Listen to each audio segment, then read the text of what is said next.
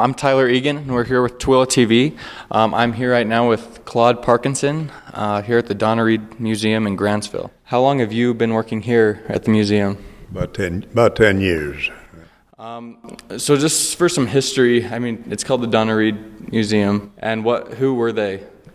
Well, they were brother-in-laws from Illinois. One was a successful businessman and one was a successful farmer.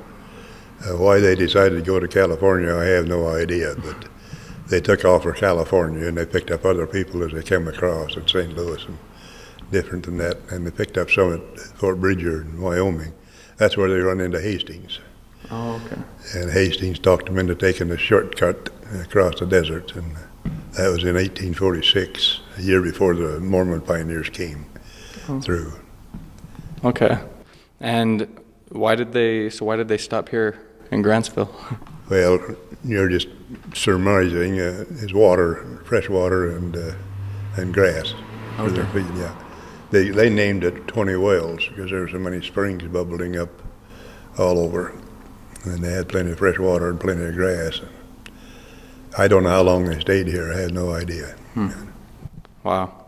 So is this museum, is it an artifact itself? Has it been around a long time? Yes, it's been around since 1861. Oh, wow. They built it as a first school.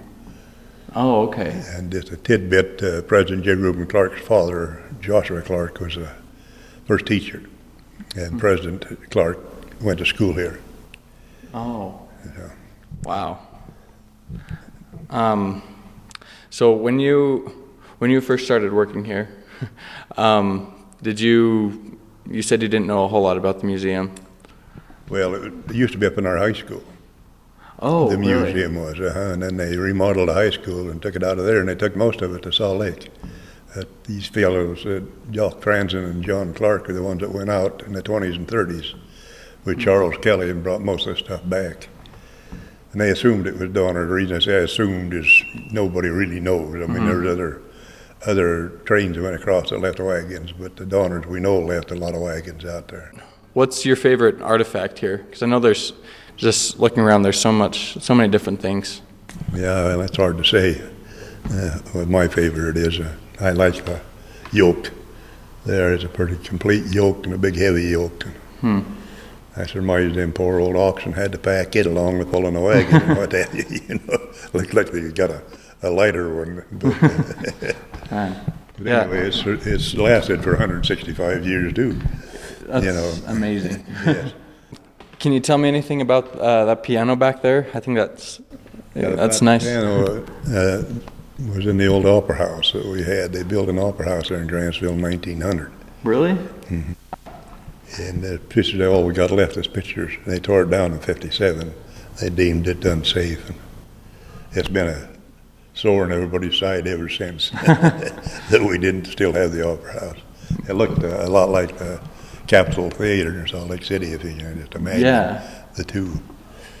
And there was a lot of plays put on there. My father was the president at one time of the theatrical group that put on parties there. And they traveled from Salt Lake out to here. Different troops would come out and put on different programs. But that's the actual piano that was there? Yeah, that was piano was there. I don't know if it was upstairs or downstairs. There's two of them. The other piano was over in the new DUP museum that they're getting right here in Grantsville. And I think it was downstairs and this was upstairs. I think I can remember this. Okay. So you remember that theater being there? Oh, yes. Yeah, well, I don't remember the plays. And they put on a lot of local plays, but of course by the time I got around to remembering, they had movie pictures in there, but this is way back before movie pictures or radio or anything. Whole different kind of entertainment. We used to graduate over in the opera house. Oh, okay. And then we'd march out and down the stairs and straight across the street into the school. Wow. To have our dance after. Wow. Well, that's really cool. Does it still play the piano? Oh, yes, yeah. It's in good tune. We had it tuned up here about 6-7 years ago. Some lady tuned it up for us. So it's still in good shape. Wow. It was, the outfit we just looked the other day, it was 1875. I don't know if that's when the company was established or that's when the piano was built, but it was 1875. So it looks like there's a lot of interesting things outside the building as well. A lot of old artifacts. Can you tell me anything about those? Yeah, well, they built a jail here in 1863, and we still have the cage. There's a cage inside of a rock building on the north side of the museum. Really? It's been torn down, but the cage is still here, and we have it out. People can get in and take pictures. The Boy Scouts thoroughly enjoy the jail. They get in the jail and have their picture taken. And we have the cabin. It was also built in 1863. It was, what's his name, Clark. It wasn't J. Rubens Clark. It was Thomas Henry Clark and his wife. Oh, okay. And it's open and people can come in. The bed we got in there was built in 1848. Wow. Down in Virginia, I believe. And it's still there and people can come in.